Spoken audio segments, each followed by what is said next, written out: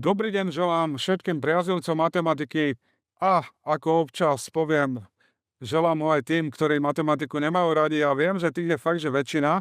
No dnešná téma je geometrická postupnosť. Iné príklady na geometrickú postupnosť som riešil vo videu, ktoré nájdeš dolu v popise.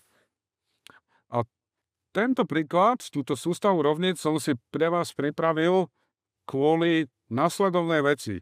Ty totiž sa nemusíš snažiť za každú cenu vyjadriť n-ty člen geometrickej postupnosti pomocou prvého. Ale niekedy to ide pomocou toho najnižšieho, ktorý tam je v rovnici, a potom je to jednoduchšie. Tak si zopakujeme ešte raz vzorec na n-ty člen geometrickej postupnosti.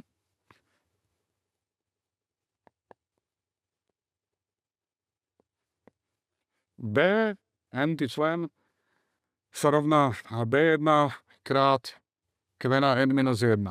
Tuto môžem považovať ten najnižší člen, aký je tu? B4. Tak ja sa budem snažiť B5 a B6 zapísať pomocou B4. A čo je na tom, že vyrátam B4? To je v poriadku. Ideme na to. Takže B5 pomocou B4 napíšem ako B4 krát Q.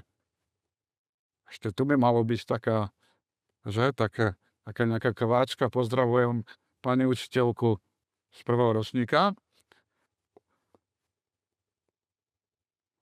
No a tu dole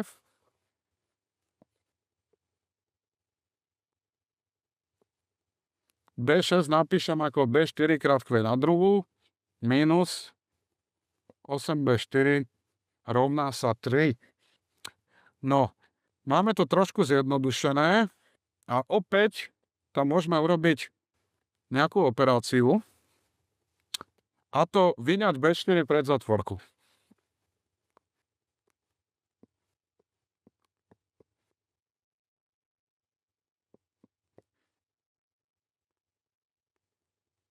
To isté urobím v druhej rovnici, ale tam by som teoreticky mohol vyňať pred zatvorku aj osmičku.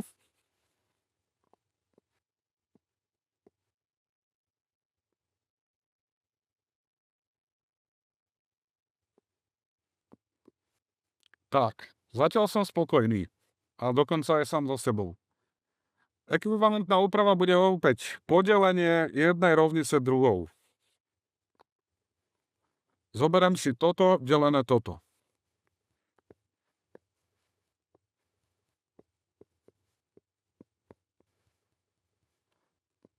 Lomeno.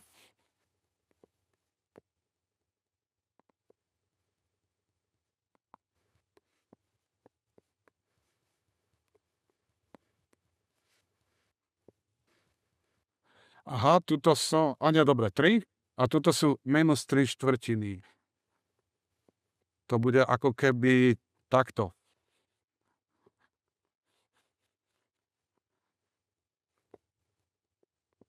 Tri, hlavná zlomková čiara, lomeno minus 3/4. Zložený zlomok. Ten si zopakujeme o chvíľočku. Idem pokračovať sem. Čo tu vidím? B4 môžem vykrátiť a toto tu Q na druhú minus 1 viem rozložiť na súčin od zátvoriek, čiže dostávam 8 Q minus 1 krát Q plus 1. Prečo je to tak? Pretože A na druhú minus B na druhú sa rovná A minus B krát A plus B. Všeobecne povedané. V menovateli mi zostane 1 plus Q, aby to bolo zrejmejšie, ja si toto kľudne môžem otočiť ako Q plus 1. No a čo budeme mať tu na pravej strane? Ako sa ráta takýto zložený zlomok? Tak už vidím, že to bude záporné. Minus a 4x3 lomeno táto trojka, čiže minus 12/3, čo je minus 4. Tak, čo môžem tu urobiť? Toto vykrátim. A ešte ľavú aj pravú stranu môžem vydeliť 4. Takže tu dostanem 2 krát Q minus 1 sa rovná minus 1. Aké je to jednoduché zrazu. Ešte musím toto roznásobiť.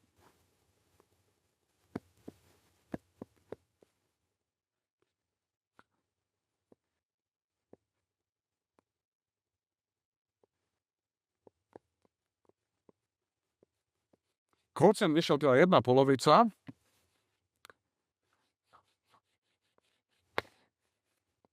Budem pokračovať tu. Dosadím to sem. Takže B4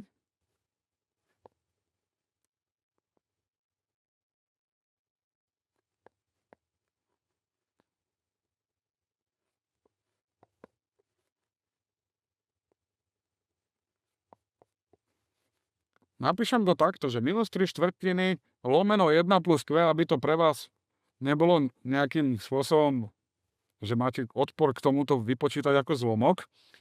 Ja to hneď upravím.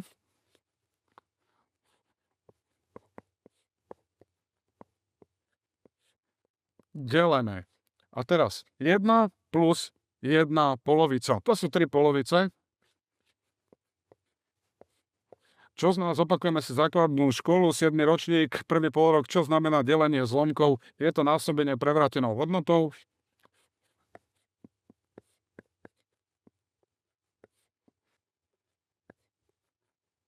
Minus 3/4 krát 2/3. Tuto sa nám vykrátia tie trojky, tuto dvojka so štyrkou. Takže zostane, že B4 sa rovná minus 1 polovica. No a keby teraz pani učiteľka, pán učiteľ mal na teba požiadavku, že ale vyjadri mi prvý člen tej postupnosti, že nie štvrtý. Tak čo by som urobil? Podľa tohto vzorca ja viem napísať, že B4 sa rovná B1 krát Q na tretiu. No a z tohto vyjadrím B1 ako B4 lomeno Q na tretiu a dosadím. B4 je minus 1 polovica lomeno Q na tretiu, 1 polovica na tretiu je 1 osmina. Na tento zložený zlomok je vlastne delenie, čiže minus 1 polovica delené 1 osmina, alebo vonkajšie vynásobiť s vonkajším, vnútorné s vnútorným, čiže minus 4 to bude celé. No a teraz chcem vedieť, či som dobre počítal. Hej.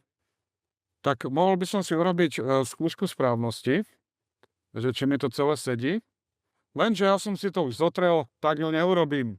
Nechám to opäť na teba ako v predchádzajúcom videu. Teším sa na budúce, daj odber, daj like a dovidenia pri ďalšom videu.